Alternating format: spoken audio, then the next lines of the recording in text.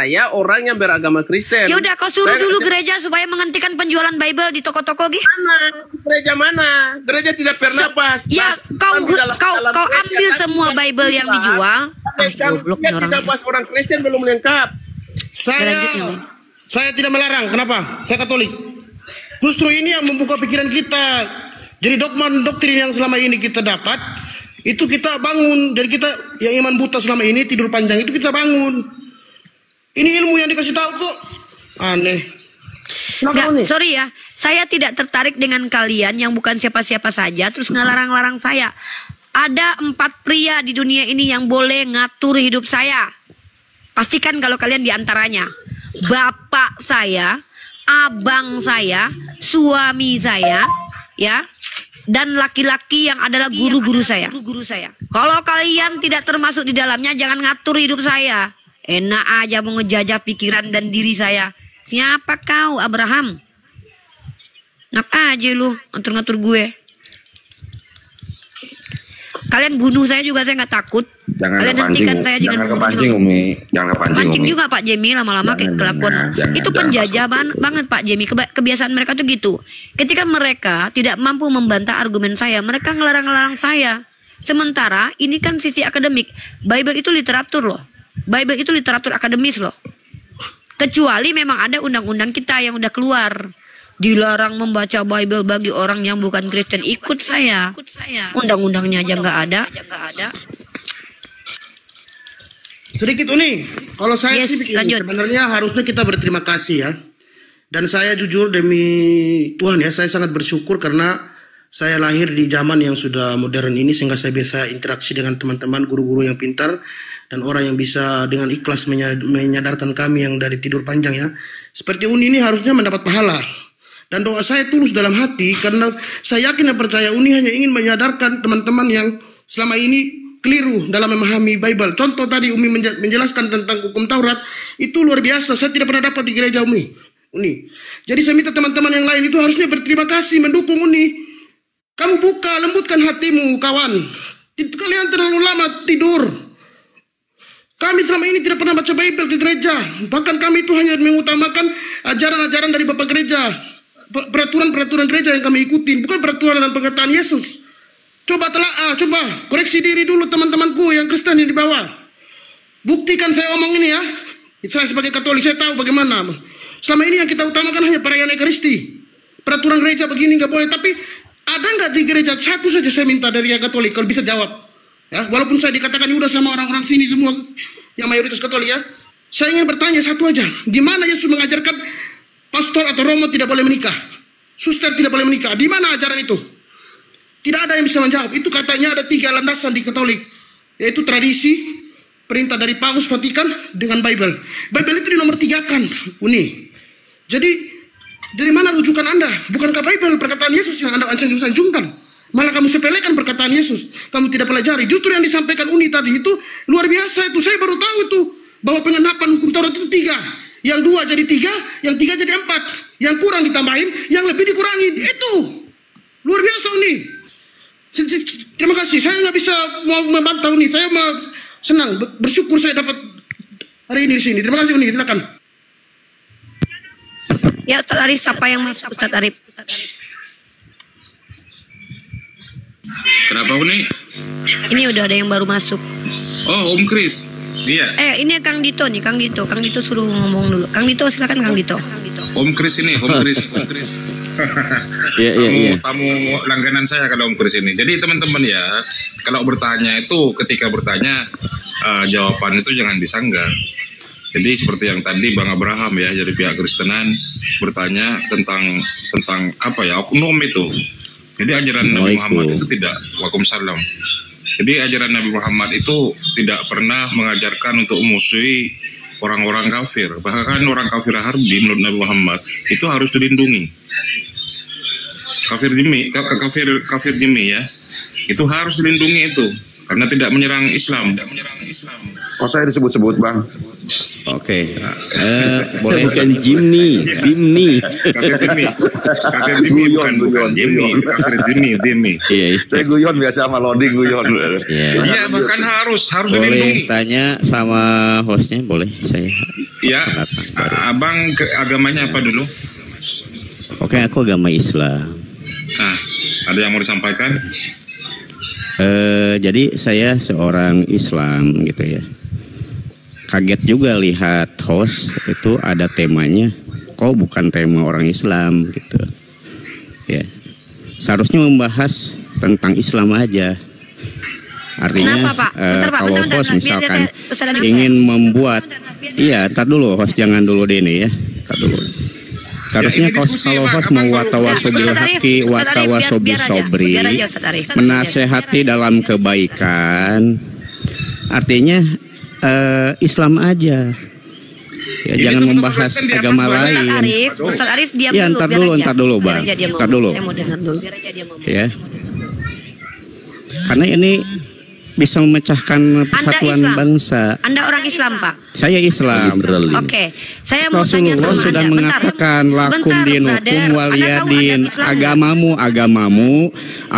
agamaku. Coba jadi itu dari ayat yang Anda sampaikan itu coba asbabun nusulnya di. Bentar dulu, Ustaz Arif tunggu. Coba ya. Jadi entar dulu. Ya, Anda Islam. Iya, Islam. Cuman kalau lihat gini, anak itu sudah diajarkan begini. Islam itu punya adab. Masuk ke rumah orang itu bukan kau yang ngacak-ngacak rumah orang. Kau Islam. Di Islam itu 3 kali kita ketuk pintu rumah, kalau nggak dibukakan kau nggak boleh masuk ke rumah orang. Kau dilarang ngomong dulu. Kau maksa ngomong. Kau tidak mencerminkan adab Islam. Saya di sini banyak bicara karena saya adalah narasumber di sini. Segala kuasa telah diberikan kepadaku di sini. Menurunkan kau pun aku bisa. Tapi kau anak Islam, itu al-muflis, orang yang bangkrut ya. Kau pula yang ngatur-ngatur aku. Kau bukan lakiku kau. Kau nggak menunjukkan adab kau sebagai Islam. Di Islam itu kalian kalau tidak diundang kepada sebuah perhelatan, haram bagi kalian datang. Kau masuk kami terima, nggak disuruh ngomong kau ngomong. Kau bukan sama persis dengan Islam. Nggak ada orang Islam kayak gitu. Kau lihat Kang Dito ini. Kau lihat Ustadz Felix dari tadi. Bahkan Al-KTP dan Pak Jemi Kristen dan ini Kristen loh. Bahkan mereka bertiga lebih Islam daripada kau. Mereka bertiga, saya ngomong nggak ada yang ikut nimbrung dari tadi. Ustadz saya, kau perhatikan baik-baik. Ustadz Felix dan Kang Dito. Kau itu NPD, nggak ngerti, nggak tahu, pengen didengarkan karena kau tahu yang nonton banyak. Kau baca lakum dinukum waliyadin. Di surah apa itu? Tahu kau surat apa itu? Kalau Rasulullah tidak mengajarkan Islam kepada non-Islam, kau pikir itu bisa berislam kaum kafir. Justru karena Rasulullah berbicara Islam kepada orang yang menyembah kepada selain Allah, kafirlah orang yang menyembah Isa. Beliau diboikot. Kau bilang takutnya di perpecahan. Kau tahu nggak kenapa negara kita ini dijajah dulu? Gara-gara ada orang yang membawa 3 hal. Golden Gospel Glory. Bicara kau tentang kerusakan dunia ini. Kau nabi kau dipijak-pijak, dihina, namanya kau diam. Bapak kau dihina, kau baru kau maju ke depan. Munafik kau. Nggak usah kau ajarkan aku tutorial beradab yang baik dan benar. Kan aku bilang sama kau, sama kalian umat Islam, ada 4 orang yang boleh mengatur hidupku dari kalangan pria. Bapakku, abangku, ya, guru-guruku, suamiku. Kalian yang bukan siapa-siapaku, hak bebasku, jangan kalian intervensi. Kok kalian yang ngatur aku harus ngapain? Hah? Munafik kalian. Saya ini pendiskusi lintas agama. Prodi saya adalah komunikasi penyiaran Islam. Salah satu cabang mata kuliahnya adalah kristologi. Apa yang saya lakukan ini adalah namanya komparasi. Mengkomper. Bagaimana kau tahu ini enak, ini nggak enak kalau kau nggak bandingkan dua-duanya? Jangan kau pikir kami percaya kau Islam. Jangan kau pikir naik ke atas nggak disuruh bicara, hostnya sampai kewalahan ngadapin kau loh. Hostnya aja ngomong nggak didengarkan sama dia. Ngaku kau Islam. Silakan saya melakukan Islamannya karena tidak mengikuti saya itu. Nah, silakan yang lain. Ya. Ya. Silakan Bang Dito, silakan. Ya, saya nambahin dikit aja. Memang banyak juga saudara-saudara Muslim itu yang berpandangan liberalis, lebih menempatkan posisi bahwa semua agama itu benar. Nah, ini yang kebelingernya. Padahal kalau tadi dibawakan dari penjajah di bumi Nusantara kita membawakan 3G, Gold, Glory, and Gospel, sementara di Al-Quran di dalam surah An-Nisa ayat 59, wa ati'ullah wa ati'u Rasul wa ati'u ulul amri. Ini kebenaran, taatilah Allah, taatilah Rasul, taatilah pemerintah yang ada. Kalau dalil ini tidak ada, wa ati'u ulul amri, niscaya Allah meridhoi seluruh dunia adalah Islam. Maka yang dilakukan di Indonesia, inna dina 'indallahil Islam, satu-satunya agama yang diridhoi oleh Allah adalah Islam. Kalau dikatakan agama Islam yang paling benar, nah itu yang salah. Berarti ada agama-agama yang lain yang dibenarkan. Tetapi kalau inna dina 'indallahil Islam ini berarti bahwa satu-satunya agama yang benar adalah Islam, maka tidak ada agama yang lainnya yang benar. Jadi saya menanggapi sedikit itu, mudah-mudahan kajian kita ini adalah hikmat. Ada yang kita ambil sisi poin positifnya. Kalau ada yang naik tiba-tiba mengacaukan, mengaku Islam, mungkin kurang minim literatur. Perlu belajar banyak, apalagi ngaku al-muklis. Jadi Islam bukan menyombongkan diri kepada umat Islam yang lainnya, tetapi di dalam Islam kita diajarkan namanya tawaduk. Kita semuanya al-fakir, tapi kami lebih mengedepankan ilmu yang kami miliki itu diridhoi oleh Allah, dan insya Allah di yaumul hisab nanti Allah meminta pertanggungjawaban atas ilmu yang kami miliki. Terutama Unirifa, Masya Allah. Ilmunya banyak, pasti pertanggungjawabannya besar. Kalau tidak disampaikan, nah ini yang nggak dibenarkan. Oke, silakan itu dulu dari saya Uni. Masya Allah. Aneh ikut menyimak. Lanjut.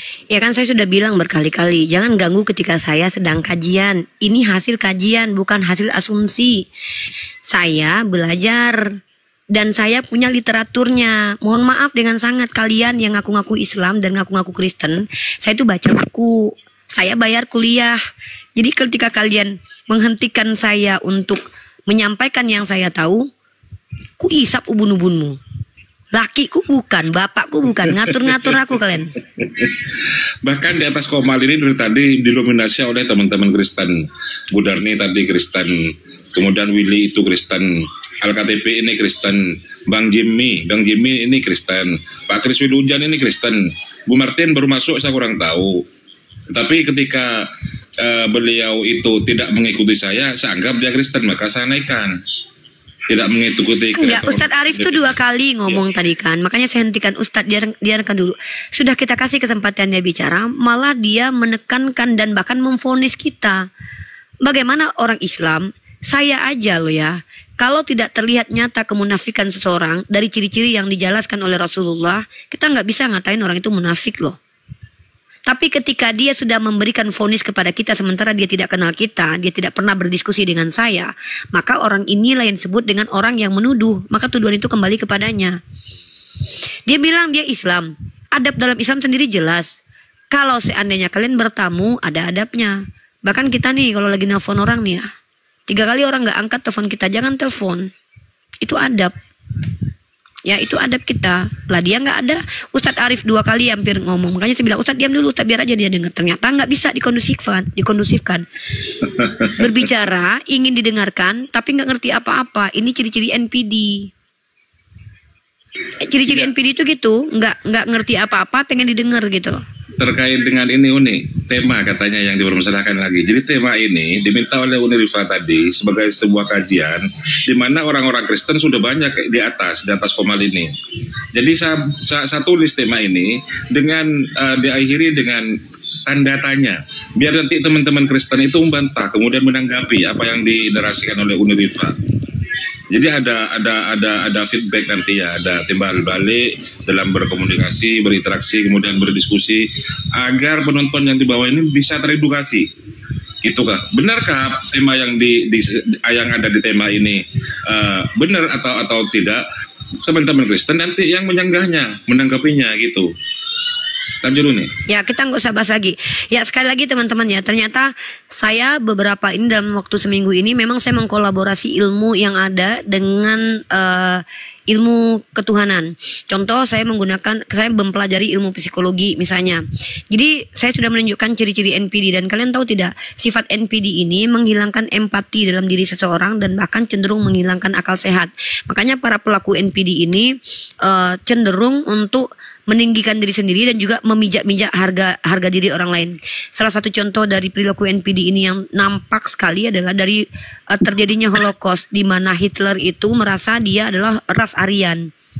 Mungkin teman-teman silakan cross check bagaimana Hitler itu membunuhi orang Yahudi dan mereka mencoba untuk menguasai dunia. Jadi Hitler ini terinspirasi ingin menguasai seperti tombak pembunuh Yesus yang dia sebut sebagai tombak penentu takdir, karena dia merasa bahwa dia adalah orang yang punya ras superior, dan juga orang-orang supremasi kulit putih, di mana mereka mengaku bahwa mereka ini lebih superior di bumi ini gitu.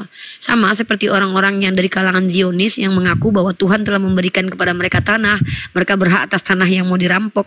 Mereka inilah NPD, Narcissistic Personal Disorder. Nah, kemarin kajian saya terkait tentang ajaran atau agama yang men-trigger, mohon maaf ini buat saudara-saudara Kristen ya, ajaran atau agama yang men-trigger orang untuk NPD. Saya bandingkan itu.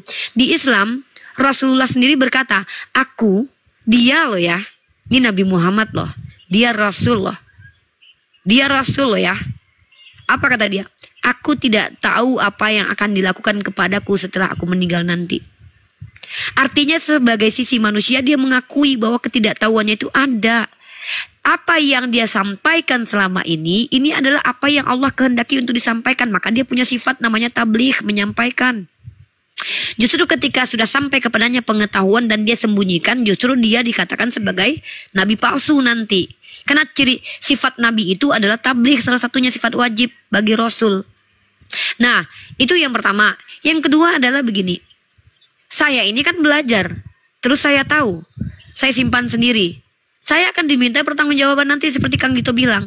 Saya harus sampaikan itu. Nah, ternyata ketika saya menemukan karakteristik NPD ada pada diri Paulus dengan ciri-ciri, mohon maaf, kalian lihat dalam artikel yang beredar. Salah satu ciri-ciri NPD itu adalah orang yang sebenarnya rapuh, orang yang sebenarnya itu tidak punya harga diri, tidak ngerti apa-apa, tidak punya ilmu, bahkan sebenarnya tidak terlihat di dalam masyarakat. Lalu ingin tampil, ingin menduduki kursi yang bukan kursi dia. Maka kita menemukan ayat-ayat itu. Ketika Paulus berkata, sungguh aku telah menjadi bodoh, tetapi harusnya kalian memuji aku, harusnya aku kalian puji. Karena aku tidak kurang dengan rasul-rasul yang mulia itu. Dia menyetarakan dirinya dengan orang-orang pilihan Yesus. Ingin dipuji. Rasulullah mengajarkan apa? Ketika ada orang yang memujimu, lempar mereka pakai pasir. Karena pujian itu cambuk. Pujian itu racun. Rasulullah ajarkan itu. Apa iya Rasulullah yang diharamkan makan sedekah, makan zakat ini adalah orang yang mengambil keuntungan pribadi? Kalian tahu tidak bagaimana kehidupan beliau? Maka mustahil Nabi Muhammad ini mengaku sebagai Rasul untuk kepentingan pribadi. Tapi faktanya memang beliau punya privilege. Beliau pakai nggak privilege-nya? Privilege dari Allah saja beliau nggak pakai. Tapi kalau kita lihat nih, mohon maaf nih, orang-orang dari abad ke-9, 14 itu didominasi sama umat Kristen. Kalian tahu ideologi mereka kan? Supremasi kulit putih. Gara-gara apa? Kitab suci. Mereka orang Kristen. Silakan kalian pelajari sejarah. Lanjut. Ya, saya mengkolaborasi. Ternyata ini nih, ada info di bawah ini. Ternyata yang tadi itu bukan Islam, Uni, percayalah. Tadi itu dia ada di room Nathan katanya. Ada juga saya nggak peduli. Protes. Saya tidak peduli. Saya mau Islam, mau Kristen. Kalau menjajah hak saya bernegara, hak demokrasi saya dijajah, saya berhak meludahi mukanya. Saya wanita independen dan merdeka. Saya tidak terikat dengan lembaga tertentu yang mewajibkan saya untuk kamu hanya cukup bahas Islam aja ya. Kalau ada lembaga yang begitu, saya keluar dari lembaga itu. Saya tidak terikat dengan lembaga apapun yang memberikan aturan personal ke diri saya. Saya ikutnya undang-undang. Saya ikut pertama itu adalah Al-Quran saya. Yang kedua yang saya ikuti adalah Nabi saya. Yang ketiga baru undang-undang tuh. Dan qadarullah undang-undang belum ada bertentangan. Kecuali udah bertentangan tuh, saya akan pertahankan itu. Lebih baik saya mati. Kalau ada undang-undang bilang begini nih, tidak boleh lagi membahas agama di ruang publik, mending gue mati, nggak apa-apa. Karena itu jihad fisabilillah. Ya, akan ada kok undang-undang. Karena undang-undang itu dibuat manusia dan itu baru progres dan berproses. Akan ada nanti revisi undang-undang, akan ada itu. Dan pada akhirnya seperti yang terjadi di Turki, ada undang-undang yang melarang azan pakai bahasa Arab. Ada. Pada saat itulah kita harus berpikir, sebenarnya kita mendapatkan pemimpin yang seperti apa. Oke, lanjut. Kita nanti akan masuk ke ranah politik lagi nih. Karena saya memang mengkolaborasikan. Contoh, saya mengkolaborasikan ilmu fisika dengan ketuhanan. Seperti yang ada fisika kuantum. Di mana para saintifik menemukan hal-hal yang tidak terindra tapi dianggap ada. Itu juga yang terjadi dalam ranah teologi. Lalu kenapa ditolak tentang teologi? Kenapa cuma fisika aja yang diterima? Ini yang saya kolaborasi. Kemudian saya mengkolaborasi saintifik dengan ilmu pengetahuan agama. Seperti adanya teori relativitas waktu.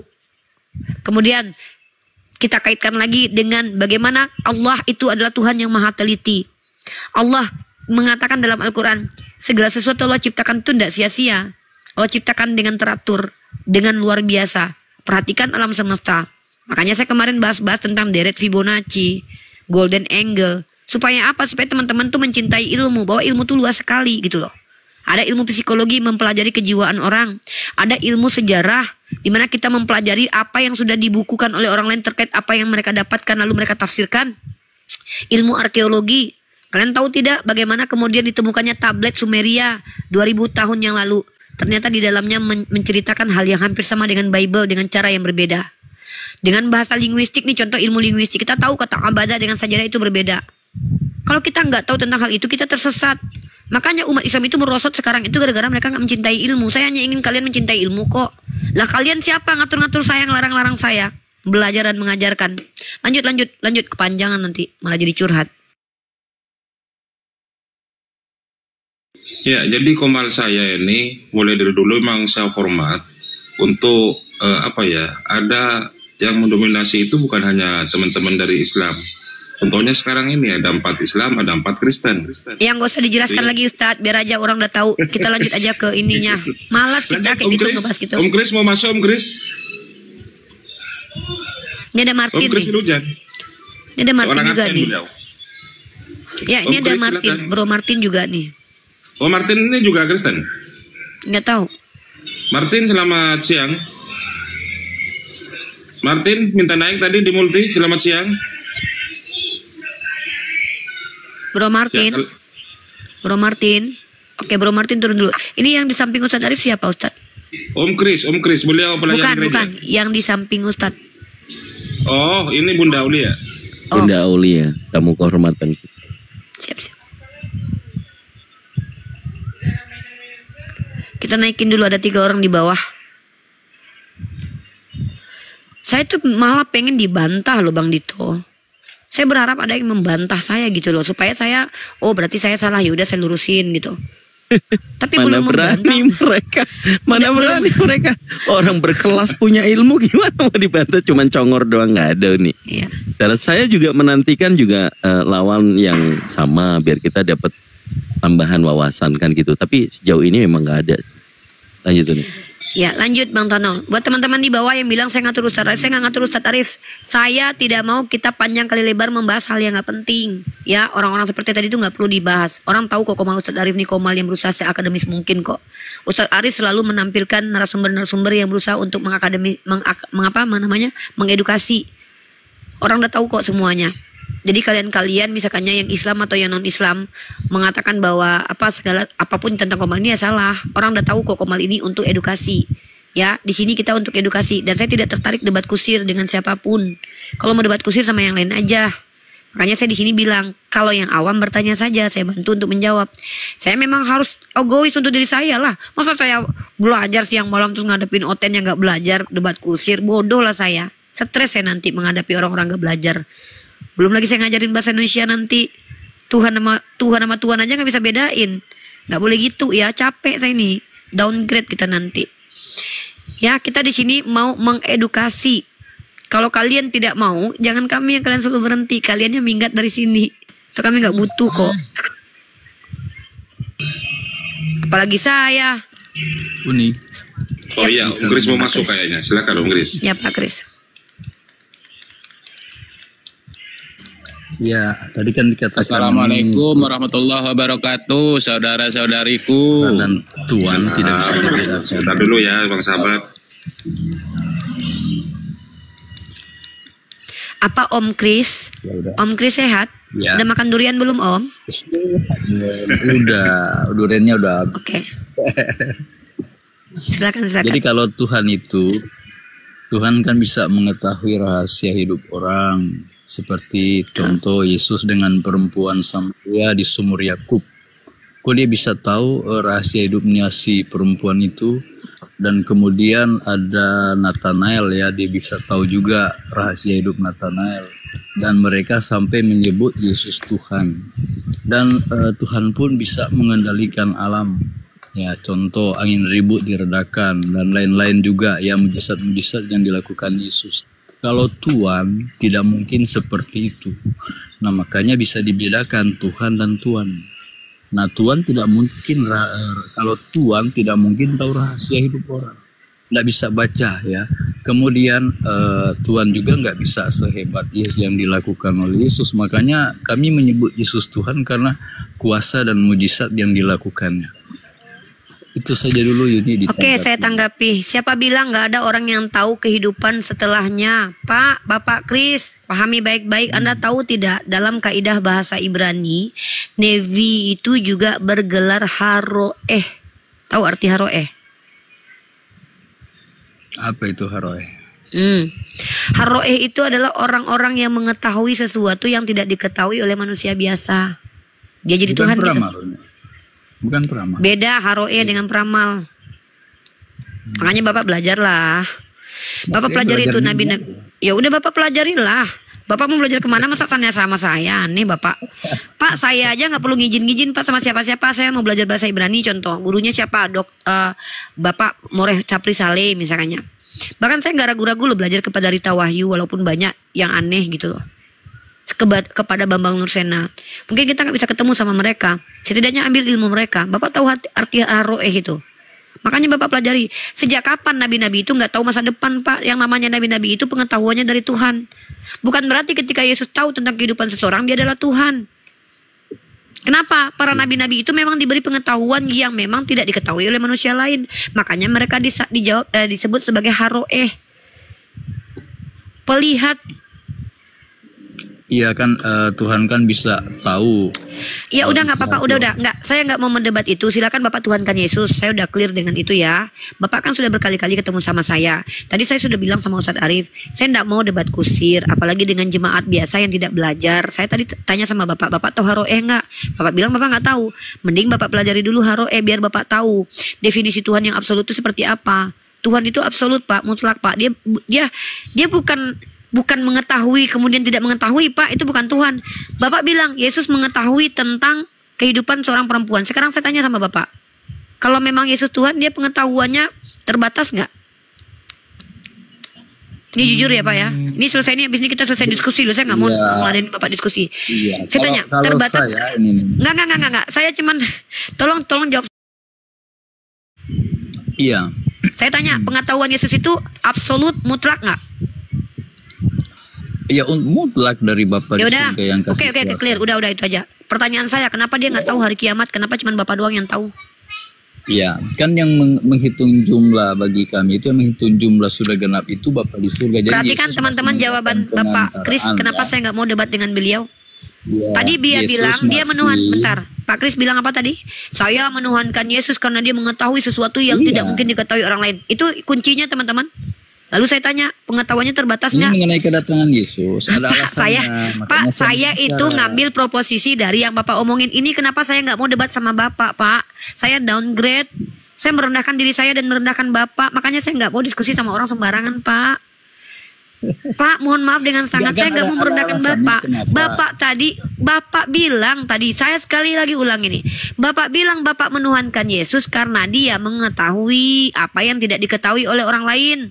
Saya bilang nabi-nabi memang begitu, Pak. Makanya mereka bergelar haroeh, pelihat. Karena mereka diberitahu apa yang tidak diketahui oleh orang lain sebagai bentuk kenabian mereka untuk pembuktian bahwa mereka nabi. Siapa? Contoh di antaranya adalah misal nih Nabi Muhammad SAW tahu apa yang akan terjadi beberapa tahun yang akan datang. Contoh Yesaya diberitahu apa yang akan terjadi beberapa tahun yang akan datang. Mereka mengetahui apa yang tidak diketahui oleh manusia biasa. Pengetahuan mereka itu bukan datang dari mereka, tapi datang dari Tuhan. Karena mereka adalah nabi, Bapakku. Lalu ketika Bapak saya tanya, Bapak menuhankan Yesus karena pengetahuannya, saya tanya sama Bapak, Pak, pengetahuan Yesus menurut Bapak terbatas atau tidak? Kalau pengetahuannya tidak pernah terbatas dan absolut mutlak, baru dia dikatakan Tuhan. Karena itu esensi Tuhan. Sekarang Bapak jujur, pengetahuan Yesus menurut Bapak mutlak, absolut, atau tidak, atau terbatas? Jawab yang jujur, nggak usah berbelit-belit. Ribet kali, Pak. Ya mutlak lah. Jadi Yesus sendiri kan yang mengatakan, hanya Bapa yang tahu hari dan jam kedatangan Yesus itu, hanya Bapa. Ya udah kalau gitu. Selesai ya. Ya udah kalau gitu, dia tidak mutlak, tidak absolut pengetahuannya. Udah ya, udah clear ya, nggak mau lama-lama Pak, males apa buang-buang waktu. Oke. Udah silakan yang lainnya. Saya udah bilang, saya bukan domba yang diadu-adu untuk debat dengan orang Kristen lagi, nggak mau saya. Saya diskusi dengan orang yang saya mau diskusi dengan mereka. Masih nyambung ngobrol, oke. Mas, udah debat kusir nggak mau. Nabi saya larang itu. Ya, yang awam nanya saja, yang berilmu diskusi sama saya. Bantahnya pakai tesis. Semua yang saya paparkan harus pakai data bantahnya, karena saya berdata. Capek belajar tiba-tiba dibantah sama asumsi, nggak etis banget dong. Kasihanilah saya. Masa saya belajar baca buku nih Pak Kris nih. Mohon maaf Pak Kris nih, bukan nyombong nih Pak Kris. Mohon maaf ya Pak, setidaknya usaha saya nih hargailah. Pak, saya pelajari bahasa Ibrani itu nggak kaleng-kaleng loh Pak. 1 juta sebulan saya bayar loh Pak. Tiba-tiba Bapak mengajarkan kepada saya sesuatu yang bertentangan. Saya sudah bilang tadi, Bapak tahu haroeh nggak? Haroeh itu artinya pelihat. Para nabi itu memang mengetahui sesuatu yang tidak diketahui oleh manusia lain. Bapak kemana-mana. Ya, mohon dengan sangat teman-temanku untuk menghargai diri kita masing-masing ya. Diskusi dengan saya itu harus pakai data. Jangan pakai asumsi. Itu menciderai manusia-manusia yang lain ini. Capek mereka nonton, pakai kuota loh mereka nonton loh. Mereka bayar wifi loh. Masa mereka nggak dapat ilmu, dapatnya asumsi. Ya, silakan. Silakan Kang Dito dulu nih. Kang Dito tambahin lagi Kang Dito. Yeah. Saya permisi turun dulu Umi. Kang Dito maaf saya motong. Turun dulu ya, Umi. Nggak apa-apa. Ya Pak Jemi, silakan Pak Jemi nanti bergabung kembali biar yang lain bisa masuk, kasihan ini tempatnya penuh. Tapi Umi ini satu lagi Umi, di bawah itu ya, ada tapping. Katanya Hitler itu Kristen, membunuh jutaan Yahudi. Memang bisa diasumsikan seperti itu. Saya merasanya kok terlalu ya. Saya jawab ya Pak. Sebenarnya saya tipikal orang yang sama dengan normalnya manusia, tidak menilai agama dari perilaku. Itu dulu pahami ya. Setuju Umi. Nah, ada statement yang sering saya ucapkan nih. Perilaku manusia itu bisa dipengaruhi oleh agama, tapi tidak semua perilaku dipengaruhi oleh agama. Sepakat nggak? Sepakat. Masalahnya adalah si Hitler ini adalah orang yang terpengaruh sama Martin Luther. Oh gitu. Saya ngapa tuh? Ini datanya nih saya tunjukin. Ya, buku dari Peter Weiner. Jadi Hitler itu mengambil ajaran Martin Luther.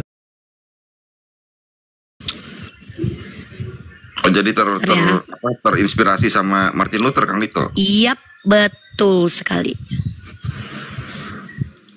Bapak kalau pengen baca, saya punya situs yang bukan situs kami loh. Ini situs Kristen loh Pak. Dan Bapak tahu nggak dia bikin buku si Martin Luther? Bukunya itu About Jews dan Kebohongan Mereka dan Vom Sem Hamporah. Di situ dia sangat-sangat rasis kepada orang Yahudi. Dan Bapak tahu nggak? Ada sejarawan yang menuliskan bahwa Nazi itu terpengaruh buku yang ditulis oleh Martin Luther, karena pada waktu itu ajaran antisemit diajarkan di gereja dan juga di sekolah-sekolah. Ini data saya nih ya, bukan dari Islam, tapi dari Kristen sendiri nih.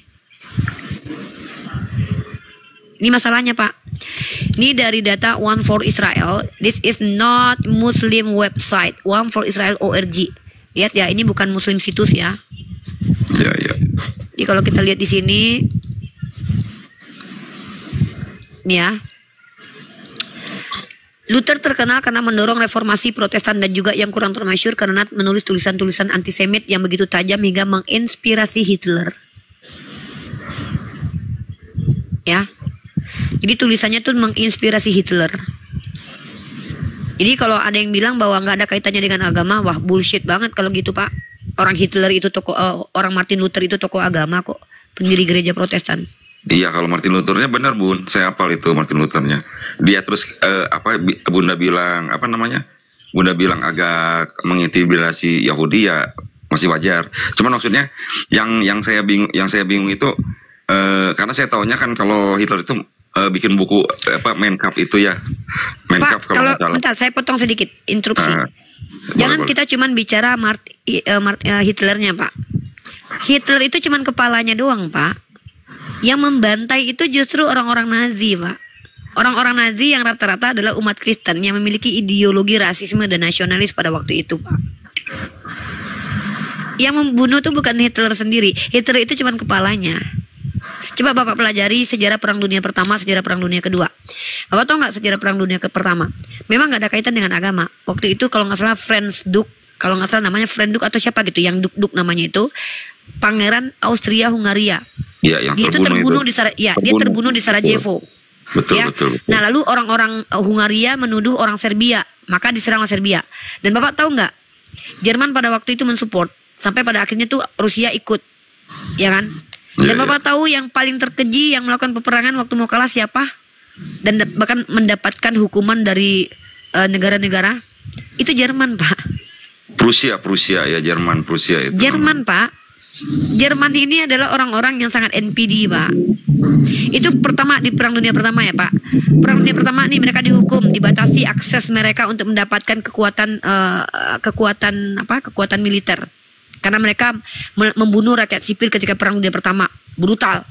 Ya, yang Perang Dunia yang Perang Dunia Pertama itu yang membuat Ottoman pecah menjadi Saudi. Iya, Ottoman membela Jerman. Iya, betul. Yes. Ottoman kalah di situ karena mereka mensupport Jerman waktu itu. Jerman. Salah sendiri gitu kan. Jadi daerahnya dibagi-bagi itu kan menjadi Saudi, Qatar dan lain-lain. Lalu Turki kan Ottoman Turki itu karena kekalahan itu dia terpuruk banget. Lalu Kemal Pasha, Kemal Atatürk mengatakan betul itu ya. Dan dia salah satu orang yang basicnya dari militer tuh, Kemal Atatürk itu ya. Makanya dia seperti itu. Makanya jiwa-jiwa nasionalis ini berbahaya sebenarnya, Pak. Kalau kita telusuri ya, Bapak tahu tidak tentang matinya orang-orang Armenian 1,6 juta jiwa gara-gara dibunuh sama orang Turki Ottoman. Itu kan diawali dengan kebangkitan paham-paham nasionalis, Pak. Iya sih. Orang-orang yang sosok membela negaranya, Pak ya, lalu menyampingkan moralitas agama, Pak. Negaraku adalah negaraku, akulah orang-orang seperti itu, Pak. Dan insya Allah pernah hampir bangkit di Indonesia ini, Pak. Iya Bunda, maksud aku gini Bunda, maaf potong ya Bunda. Iya maksud aku gini, setahu aku Jerman itu kan mulai begitu-begitunya kan karena dia nasionalis sempit gitu Bunda. Sama seperti orang di Turki Ottoman yang waktu itu juga paham nasionalis dari kalangan mudanya bangkit, mereka bunuh orang Armenian. Yang aku tahu bukan itu gara-gara agama, Bun. Itu ya, tunggu. Ini kita kaitkan nih. Kalau kita bicara Martin Luther, Bapak nggak bisa nafikan itu ada kaitan dengan agama karena saya sudah tunjukkan data. Agama, Bun. Dia kan Hitler. Nah, enggak, saya bilang begini. Kita sepakati bahwa agama mempengaruhi karena dalam ranah psikologi yang sangat mempengaruhi perilaku seseorang adalah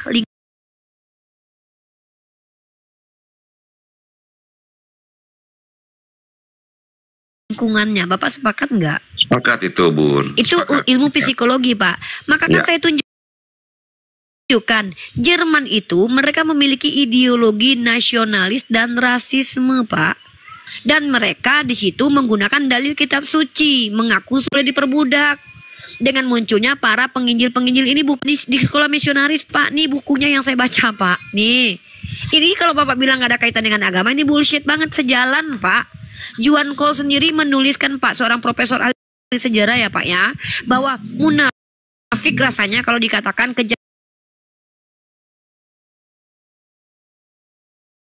kejahatan di dunia selama sepanjang peradaban itu tidak adalah raja pada waktu itu, dikolaborasi antara agama dengan kerajaan. Jadi jangan bilang itu murni politik, Pak. Nah, kemudian kita lihat bagaimana di Perang Dunia Kedua, Pak. Gara-gara Martin Luther membuat buku bahwa Yahudi itu adalah keturunan pilihan iblis, 6 juta Pak orang Yahudi di Polandia dihabisi, Pak, dibunuh, Pak. Maka Pak, orang-orang Yahudi yang ada di Polandia inilah kabur ke Palestina, diterima sama orang Palestina, Pak. Tahu-tahu mereka yang menjajah sekarang. Lucu kan, Pak, dunia ini kan, Pak. Orang Kristen menjajah, membunuhi orang Yahudi. Orang Yahudi kabur ke daerah Islam, dilindungi sama Islam. Habis itu orang Yahudi menjajah orang Islam. Orang Kristen tepuk tangan. Iya, kami support Yahudinya. Padahal nenek moyangnya tadinya benci sama Yahudi. Lucu kan, Pak, dunia ini kan, Pak.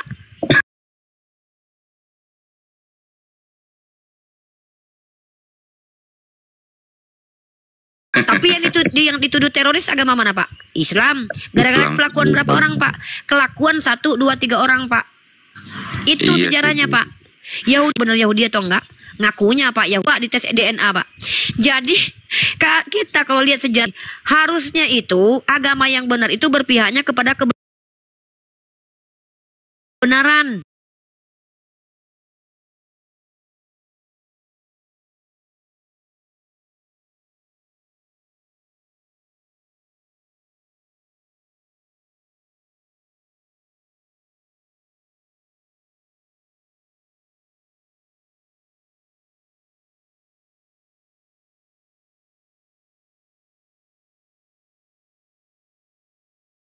Ini itu firman Tuhan.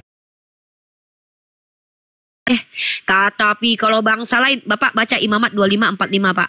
Kalau bangsa lain diperbudak turun-temurun. Ngeri banget nih, Pak, orang-orang Yahudi kalau bikin kitab memuliakan diri mereka. Makanya Nabi Muhammad bilang, Yahudi itu adalah orang yang kalau berbicara suka mendengar kabar bohong. Pak, orang-orang Yahudi itu senangnya itu memuliakan nenek moyangnya. Bapak lihat waktu Yesus dialog sama orang Yahudi itu. Bapak kami adalah Abraham. Oh iya. Bapak kami adalah Allah. Ternyata diwarisi sama orang Kristen. Kami anak Tuhan. Pak, manusia ngaku anak Tuhan tuh NPD namanya, Pak. Narcissistic Personal Disorder. Ciri-cirinya apa? Merasa paling penting, merasa pasti selamat. Kayak seolah-olah saking pentingnya Tuhan rela mati buat kalian gitu loh. Saya nggak pernah ngaku, nggak tahu kalau orang lain ya. Saya emang nggak pernah. Ya Kristen kan gitu rata-rata, Pak.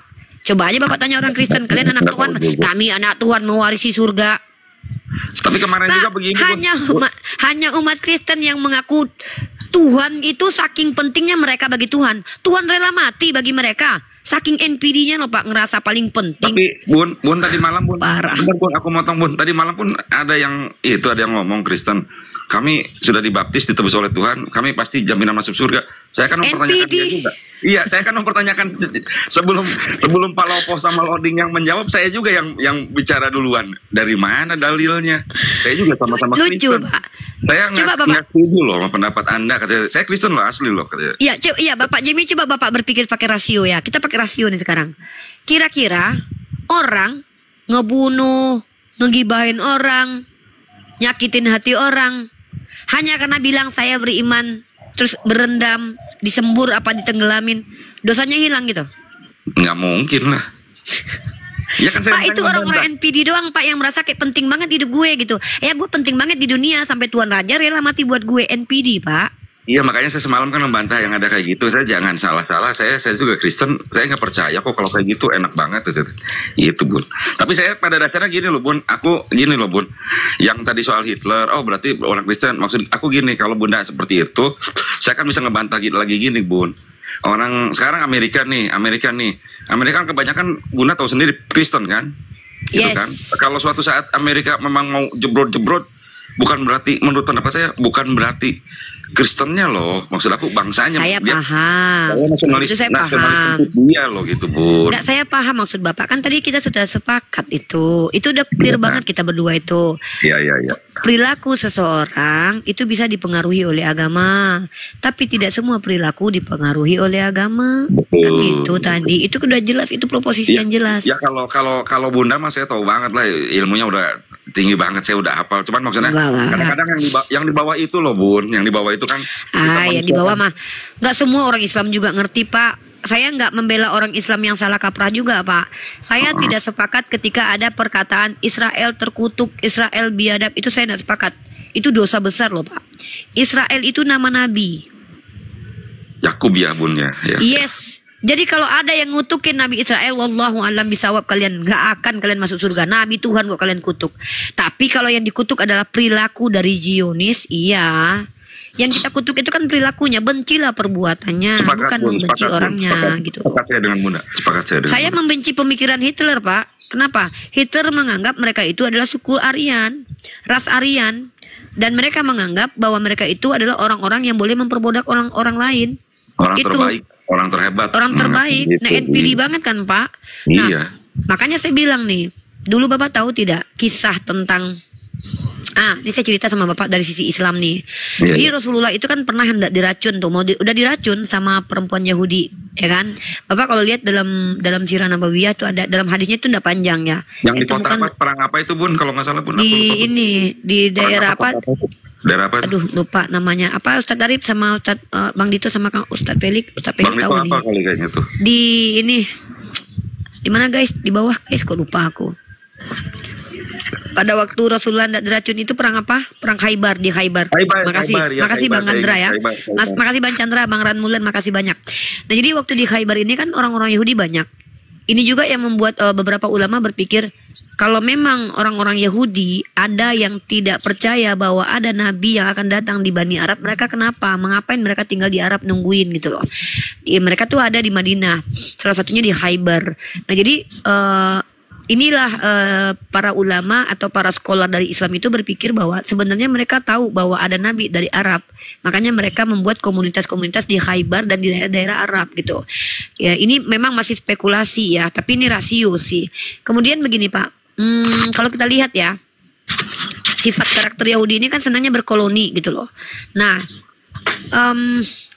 Bapak tahu nggak waktu Rasulullah itu diracun, kan Rasulullah tahu kalau dia diracun tuh, dia panggil kan orang-orang Yahudi yang memasak dan orang-orang yang ada di situ ke hadapan beliau. Kan beliau bertanya, kan beliau memenangkan perang tuh di Khaybar itu, lalu ditanya tuh sama mereka. Bapak tahu 3 pertanyaan yang diajukan Rasulullah kepada mereka nggak? Nggak hafal Bun. Silakan. Pertanyaan yang menarik yang ditanyakan Rasulullah itu ini Pak, siapa nenek moyangmu? Mereka jawab Pak, nenek moyang kami si Fulan. Mereka mengaku nenek moyang mereka itu adalah orang-orang yang hebat dari kalangan Bani Israel. NPD Pak ngaku-ngaku bahwa saya keturunan si Jokowi loh, saya keturunan Prabowo loh. NPD nggak menurut Bapak itu? Iyalah. Sok-sok ngaku-ngaku keturunan saya loh, keturunan Prabu Siliwangi. Iya. Saya loh keturunan Nabi Muhammad, Slebeo. Oh, NPD itu Pak. Yang Habib itu nasionalis sempit Bunda ya. Wah, saya kalau ada yang ngaku habaib terus menggunakan kehabaibannya untuk ini, saya sudah bilang nggak peduli, saya nggak akan saya berdosa kalau saya ludahin, serius. Nggak akan Allah saya menghukum saya kalau saya merendahkan orang yang merendahkan Rasulullah. Itu justru dia yang merendahkan Rasulullah. Nah jadi gini Pak, jadi ketika mereka mengaku nenek moyang kami si Fulan, Rasulullah tahu kamu berbohong. Nenek moyangmu itu bukan si Fulan, tapi si Fulan itu yang lemah itu gitu loh. Itu kurang lebih seperti itu narasinya. Nah, ini yang dilakukan oleh kawan-kawan Bapak dari kalangan Kristen. Pak, nggak tanggung-tanggung orang Kristen Pak. Kalau orang-orang habaib itu ngaku keturunan Nabi Muhammad, orang-orang Kristen ngakunya keturunan Tuhan Pak. Anak Theos. Apa nggak ngeri nih Pak? Saya kan enggak Bun. Ngeri nggak Pak? Saya nggak ngaku Bun. Makanya kalau ngaku-ngaku anak keturunan Rasulullah saja sudah dibantah. Memang ada hadis yang mengatakan bahwa aku walinya Fatimah, Hasan dan Husain. Memang ada. Tapi bukan berarti yang keturunan Hasan Husain ini tiba-tiba akan terjamin mereka bermoral.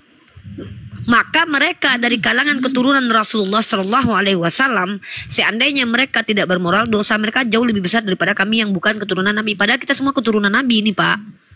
Saya juga habaib wati nih Pak. Saya kan keturunan Nabi Adam. Nabi Adam ya. Iya. Betul. Saya juga keturunan Nabi, tapi nggak ada yang manggil saya habaib lah, Habibi, Habibah gitu kek. Nah cuman Cuman saya memang mengakui nasab, jangankan nasabnya sampai ke Hasan dan Husain, seandainya saya bertemu nasab orang itu sampai kepada Umar, sebagai bentuk kecintaan saya kepada Umar, saya akan hormati orang itu. Jangankan dia, Pak, andai ada keturunan Fir'aun ya, Pak ya. Kau keturunan siapa? Nenek moyangku Fir'aun, Uni katanya.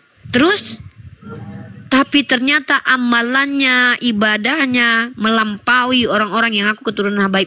Saya cium tangannya, Pak. Jadi Islam itu tidak mengajarkan kami untuk memuliakan seseorang karena nasabnya. Inilah hikmah kenapa Nabi Isa itu tidak punya bapak. Tiba-tiba dalam kitab Matius punya silsilah sampai ke Daud. Kan lucu teman-teman Kristen ini. Gini loh Pak, yang lucunya gini loh. Kalau saya mengaku anak Pak Jokowi, tapi saya bukan anak Pak Jokowi, itu namanya fitnah. Fitnah, Pak. Lebih pembohongan publik. Lebih kejam daripada fitness. Mending fitness, Pak. Badan sehat. Tiba-tiba ada orang-orang ngaku saya anak Tuhan. Iya, anak Tuhan. Yang nggak tahu orang lain Umi, saya mah nggak pernah di kemana-mana manapun. Jangan ya Pak ya. Beda. Cuman intinya gitu Umi ya. Maksudnya Umi dengan saya setuju ya bahwa bukan berarti Hitler Kristen lalu membantai, walaupun ada pengaruh. Oke, setuju saya kalau paham. Sama di Jerman. Oke, Umi paham, saya paham. Saya tadi itu aja Umi, jadi kelamaan. Biar yang lain nemenin Umi yang lain. Thank you Pak. Sehat-sehat. Pak Jemi, Bapak tahu tidak? Saya ini motivasi diskusi dari awal tuh nggak pernah mencoba untuk, mungkin pernah sekali atau berapa kali, tapi kayaknya lebih banyak motivasi saya diskusi itu bukan untuk mengislamisasi Pak, tapi lebih ingin mengakalisasi, maksudnya membuat orang supaya akalnya berfungsi gitu loh, memprovokasi akal gitu loh. Jadi narasi saya yang pedas ini semoga memprovokasi akal Pak Jemi, agar Pak Jemi berpikir, apa iya yang dibilang Srifa ya? Gua ngaku, ada teman-teman gua ngaku-ngaku anak Tuhan, itu gunanya apa gitu loh? Apa nggak merasa kayak selalu Bunda. Kalau saya naik turun, saya naik ke Komal ini, saya selalu Bunda. Setelah bukan cari poin, bukan apa sih saya Bunda.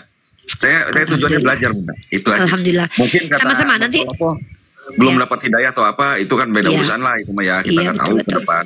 Cuman intinya saya emang niat belajar, bukan niat untuk apa namanya untuk penghujatan. Saya tidak belajar. Kalau ada yang saya bantah dengan Umi, ya suatu saat saya kan pasti bantah seperti tadi kan. Ada berapa, ada yang saya setuju dengan Umi, saya setuju, itu aja. Bisa jadi saya belajar sama Pak Jemi kok. Insya Allah suatu saat. Insya Allah Pak, gini Pak, di dalam Islam itu kami diajarkan gini loh Pak. Sepintar-pintarnya manusia, ada hal yang tidak kapasitas dia. Jadi kita ini kan gini Pak, dalam Islam itu diajarkan wa ummatukum umat tauhid. Saya memahami bahwa ayat itu mengajarkan kami umat Islam untuk saling bersinergi nih. Ada buku yang dibaca Kang Dito yang saya tidak baca.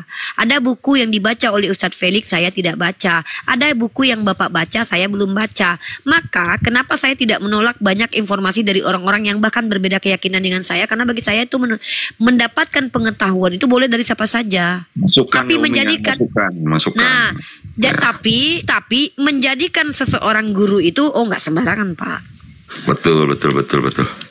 Kita harus bisa mikirkan sendiri, kita banding-bandingkan, kita teliti omongannya, kita ambil datanya, kita bisa narik kesimpulan, dibandingkan lagi. Setuju saya sama Umi. Insya Allah keren. Oke, mantap Pak Jemi.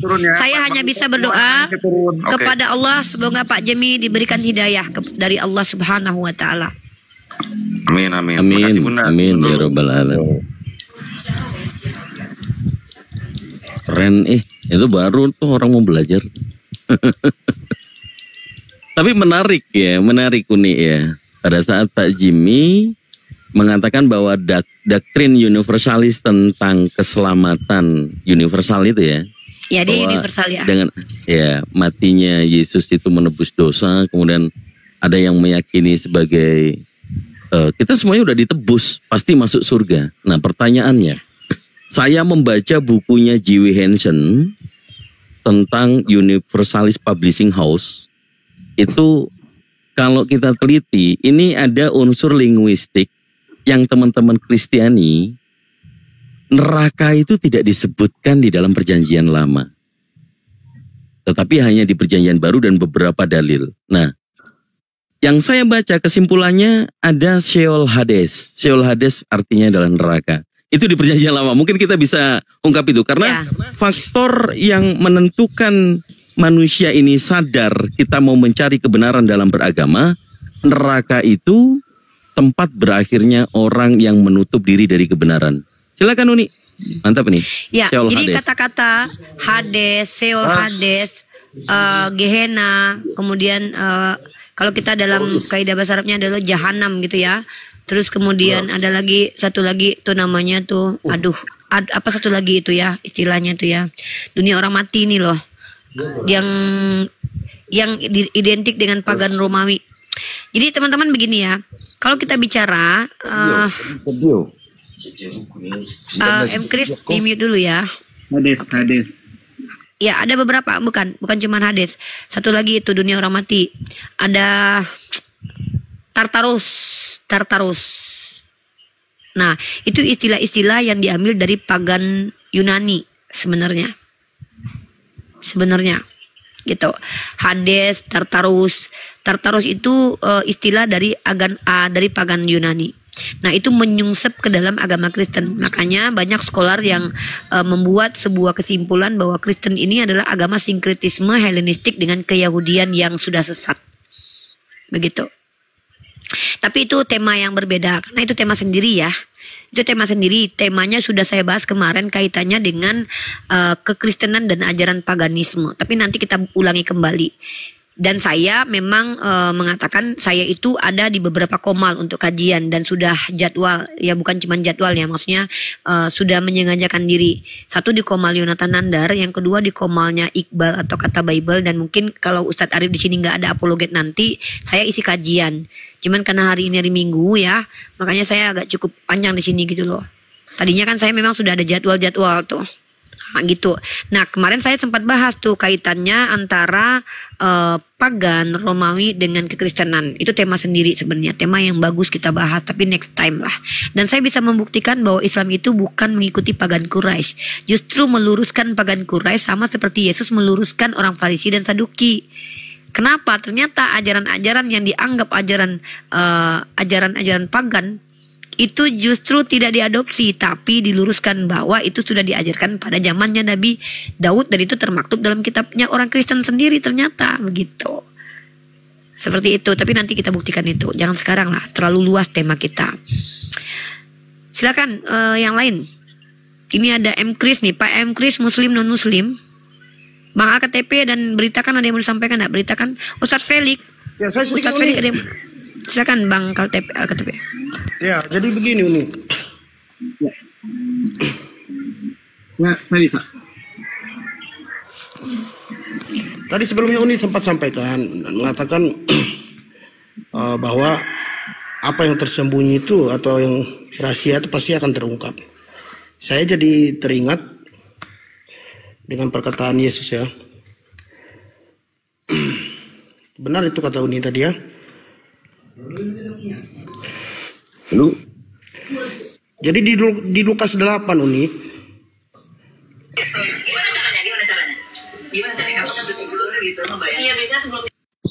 Di ayat 17 itu jelas ya. Sebab tidak ada sesuatu yang tersembunyi yang tidak akan dinyatakan, dan tidak ada sesuatu yang rahasia yang tidak akan diketahui dan diumumkan. Jadi dengan ada pengetahuan dan ilmu yang Uni bagi kepada kami, yang notabene ilmu kami minim ya, dengan itu terungkap banyak rahasia yang sebenarnya selama ini ditutup-tutupin oleh pihak-pihak tertentu yang ingin menyesatkan. Makanya pribadi saya Uni, saya lebih takut terhadap orang bodoh daripada orang jahat atau penjahat. Kenapa demikian? Karena menurut saya orang jahat itu atau penjahat, contoh begal, saya masih bisa menantang dia. Dan cenderung orang penjahat itu dia hanya mencari keuntungan pribadi atau kelompoknya untuk kepentingan dia. Sedangkan orang bodoh ini bahaya Uni. Orang bodoh ini saya lebih takut. Kenapa? Karena dia bisa menyesatkan orang banyak. Contoh Paulus ya, bagi saya penyesat.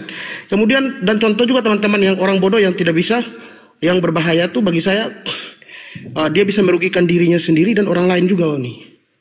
Begitu. Jadi saya bersyukur sekali banyak rahasia yang terungkap di sini yang bisa kami ketahui. Terima kasih Uni. Itu saja sih Uni. Ya. Ya betul sama. Terima kasih ilmunya Bang Alkatp. Terima kasih buat tadi Bapak Indra ya. Makasih buat Pak Indra kah Ustadz Arif. Terima kasih banyak. Ya. Semoga bermanfaat Pak Indra ya. Oke, saya bahas ini nih yang menarik teman-teman ya. Saya sudah bilang Allah itu Tuhan yang maha adil, Tuhan yang akan memberikan karunia-Nya kepada semua makhluknya termasuk setan, iblis. Contoh, iblis itu saja meminta dikabulkan sama Allah ketika dia minta penangguhan waktu. Bahkan sepanjang hidupnya iblis itu diizinkan untuk bertaubat. Tapi karena Allah sudah tahu bahwa dia sesat, maka dia tidak akan pernah kembali ke jalan Allah. Itu pilihan. Sama seperti teman-teman Kristen. Kita sudah tunjukkan data, kita sudah tunjukkan bukti, tapi kalian menolak. Ya sudah, kami tidak bertanggung jawab lagi dengan apa yang ada pada diri kalian. Makanya Rasulullah mengatakan bahwa, makasih banyak Bang. Makanya dalam Islam itu bahwa Rasulullah mengatakan seluruh umatku masuk surga kecuali bagi yang tidak mau. Makanya surga itu pilihan guys. Nah, ciri-ciri orang yang akan mendapatkan Islam itu ada beberapa. Di antaranya adalah mereka itu berpikir dengan akal, bukan dengan doktrin, bukan imani saja. Bahkan orang Islam yang tidak berakal pun akan masuk ke kategori jahil dan fasik. Perhatikan nih, mohon maaf dengan sangat nih, saya sebutkan nama nih. Contoh pengikut Mama Gufron. Orang Islam kan?